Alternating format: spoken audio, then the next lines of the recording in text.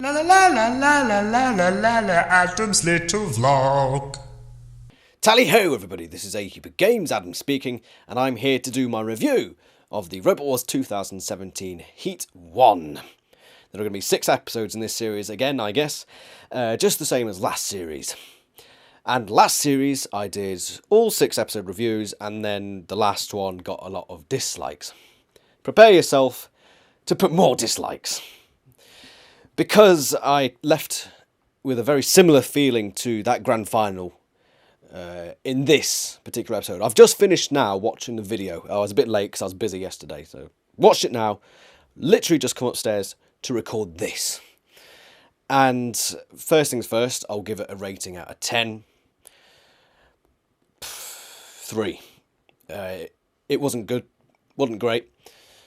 For a number of reasons that are entirely based on my opinion. So before you press the dislike button, these are purely my opinions. I am one man.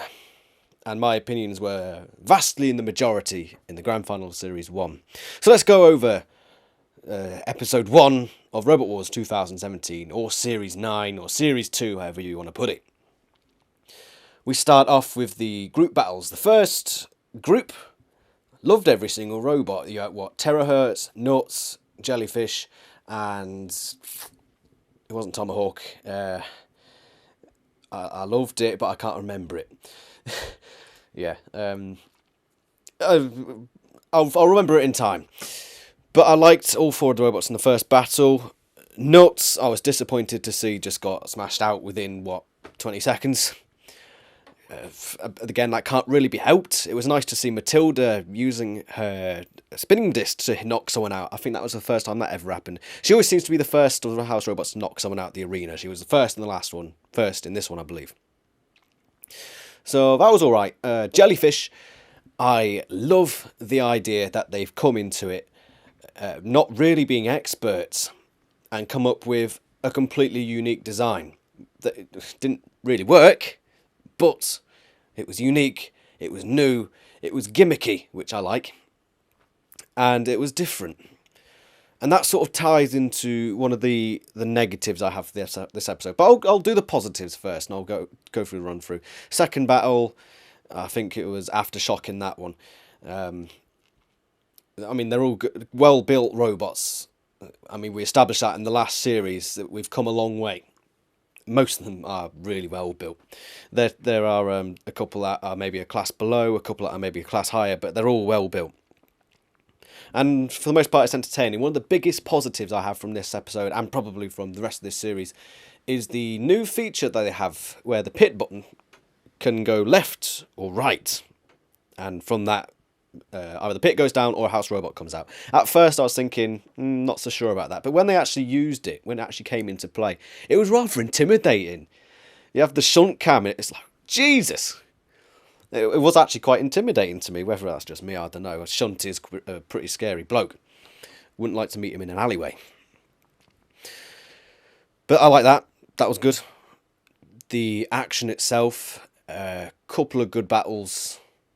The best one was probably the first half of the Sabretooth versus Terahertz battle, where it could have gone either way, and you got some good damage in there, and things started to change. You thought, oh, which way is this going to go? And then it became a bit of a dirge after that. But they'd done so much damage to each other. Apart from that, no real memorable battles. Nothing really stood out. And see, I haven't seen anyone else's opinion, so I don't know if this is just my opinion or whether someone else's, but not only were there no standout battles, but it was all very, very predictable. You knew from the off that Aftershock was going to win. You just knew. And, well, it proved correct. In the Heat final was, well, there was no match. It was just like, yeah, Sabretooth already shown that they can't beat Aftershock. They're badly damaged. It's unless there's a catastrophic failure for Aftershock, which in itself would be a bit of a negative. I mean, it was a lose-lose situation. And yeah, so not too many positives that I haven't already mentioned in previous reviews. So let's move on to the negatives, which is the reason I give this 3 out of 10. Firstly, is how do I put this without without bringing back memories of the review of the grand final last time? While I was watching it, I was comparing it to modern pop music. A lot of it is so overproduced. It's too perfect. It's too clean. It's too perfect. It loses its soul. And a lot of the robots, I just don't feel anything for. I just look at them, I think, that's... again, how do I do this without the rage machine coming back at me again? I can't help but feel this way. A lot of these robots just lack that soul. They're too perfect. They're too well made. Aftershock is a prime example. It just destroys things within 10 seconds. It's just perfect. I don't know how else to really put it. It's a brilliantly built robot, brilliant at what it does, but I can't feel anything for it. It's too good. Back when Chaos 2 and Hypnodisc and Razor were the top ranks, I was a big fan of Hypnodisc, and yes, it destroyed things. It took robots like Splinter to pieces, just like Aftershock's done. But when I was watching those episodes, I went into it thinking something could go wrong here. Splinter could come and do this and do that and push it there or push it there. And for a while it did. And then it got beat up. But with this Aftershock, it's like, yeah, it's going to win. It's going to win because it's got a vertical spinning disc and that one's got blah, blah, blah, blah, blah. And I just don't... It's too predictable. I know what's going to happen unless something breaks down, which is, as I mentioned before, is in itself a negative. You don't want things breaking down. I don't really know how else to put it. And I just watched the entire... there wasn't a single moment in that episode where I thought that I wasn't feeling disappointed. Because there was just... It was like a modern pop album. Overproduced, predictable, and samey. It's a problem with the modern ones. That's the reason I love Jellyfish and robots such as... what was the other one? Nuts. Because it was nuts. It was absolutely nuts, and Jellyfish was out of this world. Or under the sea. That was the worst joke I've ever said, sorry. I was hardly even attempting a joke there. I don't know why I do this uncut. But they were innovative to a great extent, sometimes more than others. But that's what I love. I love innovation. I love amateurs coming together and saying, what if we try putting, I don't know, a swinging mace on the end of a flipper and see what damage that does? I love that. And robots these days are unfortunately becoming the same. There was a game I used to, not really a game, a simulator I used to play where you'd start off with a terrain and the game would randomly produce shapes with varying sizes or numbers of wheels. And you get really different, really wacky ones. And most of the time they wouldn't work. Sometimes you get one that would really work. But then the game made it so that the more successful something was, the more it was used. And eventually everything that came out of the simulator looked the same. And unfortunately, that's the way I see this going. Much in the same way that things on game tech mods seem to work. As I've seen in my own series on my channel, I banned certain weapons and suddenly loads and loads of the same weapon keep coming along. And it's dull.